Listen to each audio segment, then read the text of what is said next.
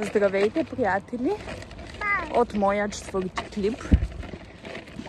Този път започваме клипа от навън и ми е много странно да снимам навън, но реших все пак да има някакво разнообразие, да ви снимам навън. Прибираме се тъкмо от яслата и жалко, че няма как да обърна камерата. Добре, ще ви покажа така. И сме с превозното средство. С тротинетка, бебешка и също така и с багажа от яслата, понеже днеска е петък и всичко се взема от шкафчето да се пере, сортира и така нататък. Ние сме на 2-3 минутки от вкъщи и след това в клипа мисля да ви покажа как ще правим баница и ще видим. Така, хора, исках да ви снимам повече от навън, но не успях, понеже ми звъна телефона, а и все още свиквам. Вкъщи ми е много добре, обаче навън пред хора още свиквам. И ви показвам аутфита ми от днес. Ето такъв спортен екип, който е купуван, впрочем, от Shein. На етикета така видях, иначе аз си го взех втора употреба от моя приятелка. Но мисля да си поръчвам скоро и на Karma или на Carissa. Колебая се коя от двете марки, понеже наистина тия комплекти са Game Changer, много удобни. Но ще видим коя марка ще реша. А сега, както казах, след малко почваме баницата. Сега, преди да почнем баницата, да ви покажа какво ме очаква. Очакваме цял кош. Не знам дали се вижда. Цял кош с бебешко пране и още дрехи от яслата, които трябва задължително да се сложат да се перат. Оправяме и багажа и почваме. Да видим как ще се получи. Дай да вия багажа, ти дай. Надявам се да не стане много дълъг този клип, понеже доста бавно ми се качват клиповете. Доколкото знам, има връзка с интернета това нещо, нали, на качване на клипове. Моя явно е по-слабичък и затова доста бавно ми се качват, особено като са по-големи. Но ще видим. Каквото стане, стане. И ако ви харесва моето съдържание, пишете в коментарите, дайте лайкове, абонирайте се, шервайте, за да станем аудитория. Така, след малко разговори с сестра ми, малко смяна на памперси и мъчене да изчистя пастела от стената, започвам с... Така, ето хора, яйцата ги разбих с ето такава, не знам как се нарича, бъркалка.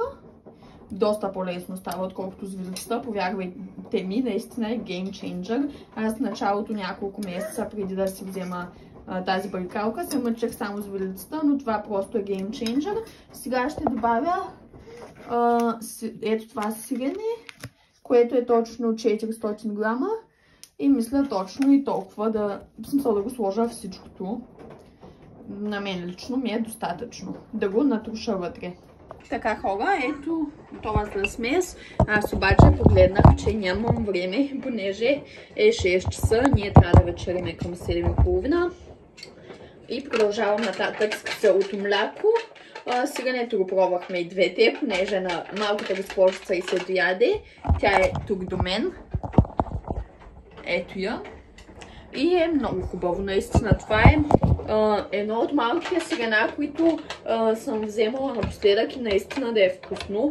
Последните пъти, като правях баница или беше някакво безсолно, все едно съм взела извара от Kaufland, или... Вики, сега няма да ядем. Или беше от... невкусно, докато това наистина е вкусно. Наистина много ми хареса. На Ралица е марката. Сега тук в тази кана ще се сложа около 200-250 грама или милилитра кисело мляко и ще сложа в него сода, за да шупне. Сега ще преценя колко точно. Жалко, че не мога да ви снимам процеса, понеже наистина Нямам никакво, ама абсолютно никакво място за готвене. И съответно няма и как да подпра телефона.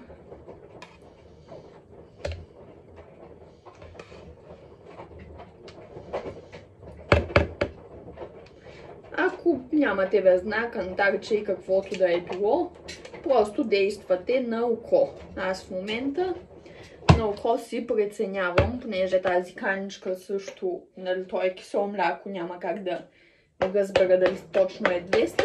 На око си преценявам около 200 грама кисело мляко, 250 макс. Слагаме. Даже другото ще го оставя за айрян. Ето, още толкова, още една супена лъжица. И сме готови. И сега ще сложим сода. Дано да имам сода, де. Само да погледна и колко точно се слагаше. Да, справя всичко по рецепта, не ме съдете. Доволна съм от себе си, имам сода, бикарбонат и се слага една чайна лъжица. Сега трябва да се намеря и чайната лъжица. Ако изкочи от някъде, ще съм много доволна.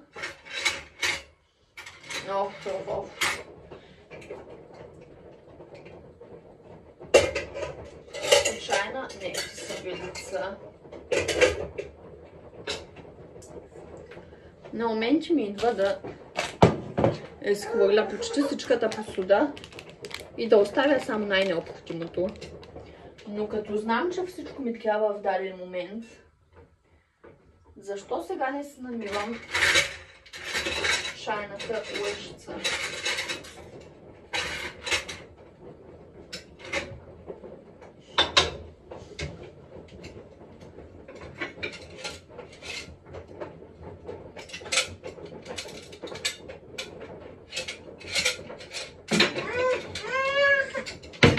Добре, намерих някаква бебешка на детето, която и тя ще свърши работа за содата. Защо църкаш, мамо? Правим баница. Пак ще сложа долу-горе на око. Айде, готово. Това е достатъчно. Така. Аз съм от този тип хора. Лъжичката ли кое? Да, очевидно си видя лъжичката и си я иска. Аз съм от този тип хора, които цапат много, ама много прибори, като се готви. Но не е проблем, тъй като аз после си ги мия. Изчакваме да шупне. Не знам дали беше правилно да го разбъркам, но поне ми гледате сега. И пак повтарям, ако ви харесва моето съдържание, моя контент, давайте палци нагоре, абонирайте се за канала и пишете коментари. Така, мисля, че шупна. И сега си го изсипваме към другата смес с яйцата и сиренето.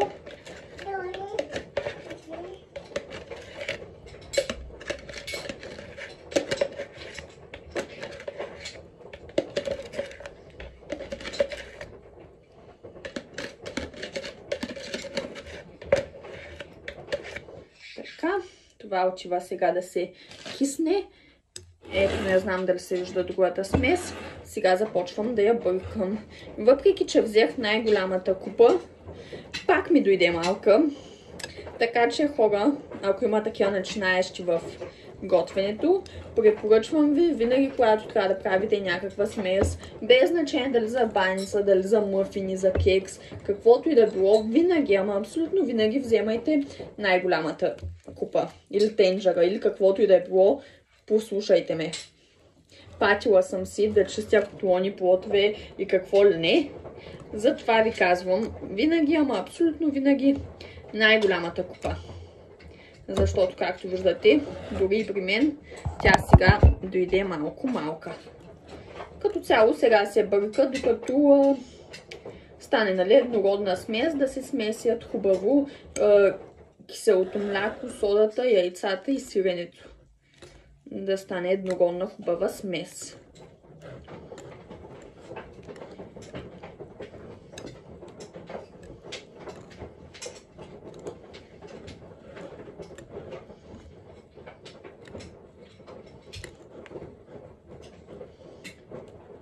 Така, хора, дойде сега времето и да почваме с курите.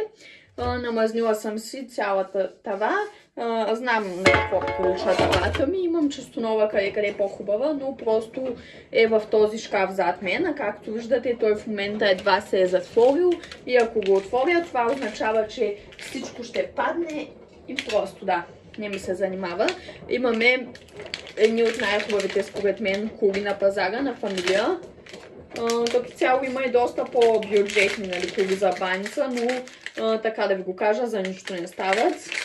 Вземете си Фамилия и няма да сгрешите. Аз в този клип се едно рекламирам някакви неща, но аз така си говоря по принцип. В смисъл, гледам много YouTube в свободното си време, когато имам такова. И някак си явно вече ми се е забило в главата какво да говоря.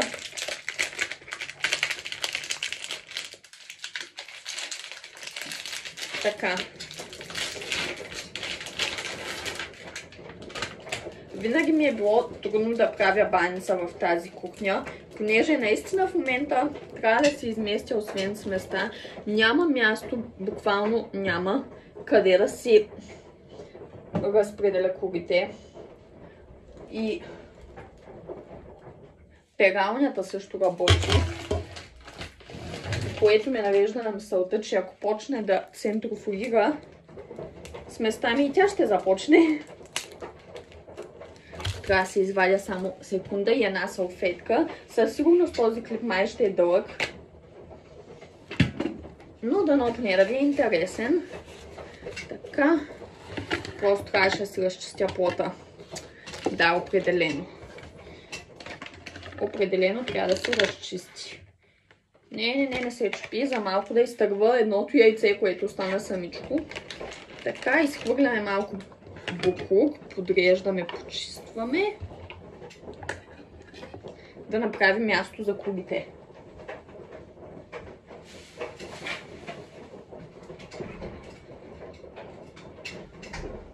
Така. Дано сега вече да имам място.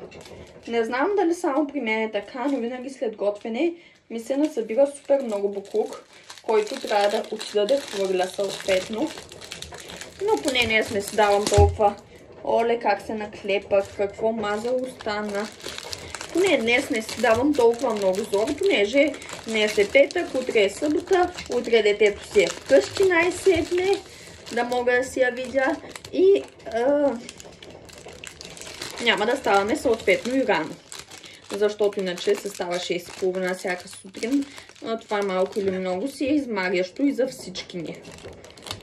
Ох, май изкъсах кората. Така, най-сетне ги отворихме. Сега ще видим и как са, понеже, както ви казах, бяха моите в фризера. Но просто когато рядко готвя и ако имам някакви продукти, те се прибират в фризера, за да не се развалят. Така, вземам си една кора, като наистина внимавам да не я късам. Знаете, много лесно се късат, особено като са били в фризер. Вижте. О, не! Добре, ще видим какво ще стане. Вземам си една кора и я слагам върху намазнената тава. О, стана паприкаш положението, приятели. Стана просто паприкаш. Въобще не трябваше да ми бъдат такива курите. Сега осъзнавам, че тази баница няма да има абсолютно никакъв вид. Добре, както съм я сложила, така ще бъде явно.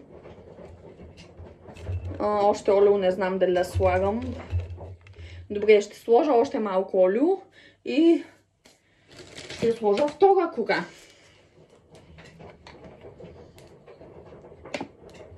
Единственото, което не съм си купила е четка за олио, но гледам, че те са бая удобни.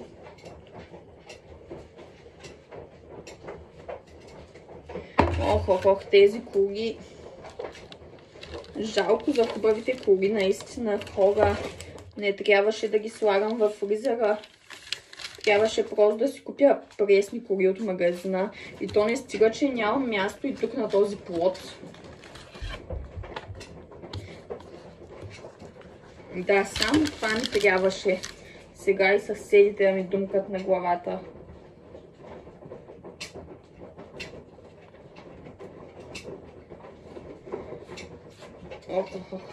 Добре, тази е сравнително по-малко скъсана.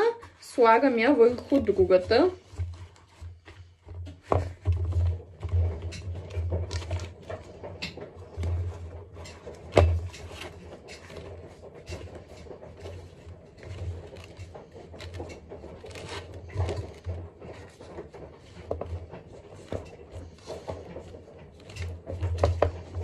И сега е ред на плънката. Като цяло на нищо не прилича, хора, но просто послушайте моя съвет, пътете си от моите грешки, не си слагайте корите в фризера, купувайте си пресни кори, няма да ви се късат така. Много пъти съм правила баница и никога не ми са се късали така. Просто сега, понеже са от фризера и нямах и толкова време да ги размразя. Ще се върна като наредя цялата баница. Сега няма да ви снимам този целият процес. Така, ми хора, моята баница е готова за печене. Ето как изглежда. Доста плънка сложих, но аз така я обичам. Все пак баницата е плънка, нали, а не само кори да ядем. И кори пак ми останаха. А при абсолютно всяка баница винаги ми остават кори, и то две. И сега какво се очаква да ги правя тези две кори? Ще го умувам. Сега на последната кора, на завършека на баницата, ще капна малко мазнина олио и това нещо, на което съм подпряла телефона, ми трябва. И 2 супени лъжици газирана вода. За първ път ще правя баницата с газирана вода, но този път просто си намерих по-различна рецепта и затова ще пробвам.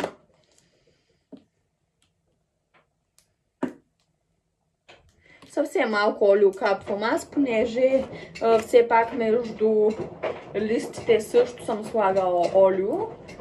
И около 100-120 мл олио ви е предостатъчно. Все пак нали, да не наболят стомасите.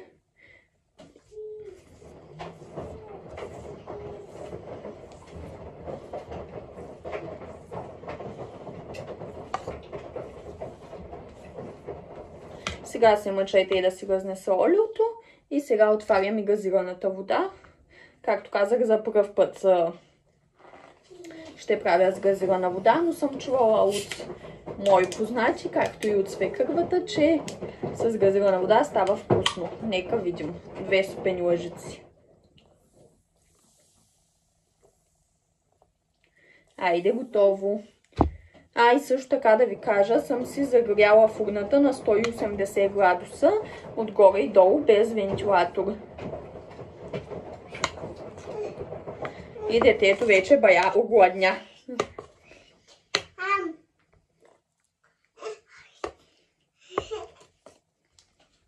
Така, сега ще ви покажа готовия резултат. Слагам я да се пече за около 40-45 минути. На, както казах, 180 градуса.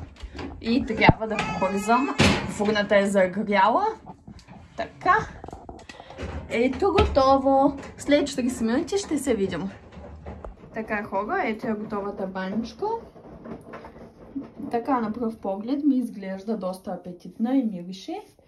Обаче сега, понеже я извадих току-що, ще я загъна ето така с чиста хавлийка, за да не е суха. И след 5-10 минути вече официално ще я тестваме. Заедно с вас. Добре, тествах я и се оказа, че не съм снимала. То може и преди малко да не съм. Сега и шефката иска да я тества. Вече се бъркам, снимам ли, не снимам ли. Толкова съм гладна да я тествам. Тествах я. Ето вижте, една хапка е отхапано. Това е просто баница един път. Ама Вики пари, мамо. И така мислим да приключим днешния клип. понеже доста сме гладни. Няма да сгрешите, пробвайте я един път. Чао и надявам се до скоро!